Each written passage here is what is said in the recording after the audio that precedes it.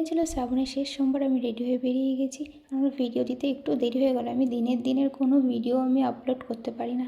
তো আমি সেখানে পৌঁছে গেছি, প্রচুর ভিড় ছিল। তারপর আমার বান্ধবী আর আমি একটু ফটো ভিডিও করে নিয়েছিলাম, কারণ ব্রাহ্মণ আসতে অনেকটা দেরি করেছে। আমরা পৌঁছেছি 12টায়, 2টোর পর ব্রাহ্মণ এসছে। তারপর মায়ের কাছে পুজো দিয়ে দেখি যে কী বৃষ্টি। এবার বাবার কাছে পুজো দিতে যাব। তারপরে ছাতা নিয়ে ওই মন্দিরে গেলাম, পুজো দিলাম, খুব ভালো লাগলো। আর আমার সাজিয়ে গুছিয়ে পুজো দিতে যে কী ভালো লাগে। এই দেখো, দেখতে পেয়েছো? ওর ভিডিও ওকে পছন্দ করেছে। দেখো, দেখেছো? দেখো, দেখেছো?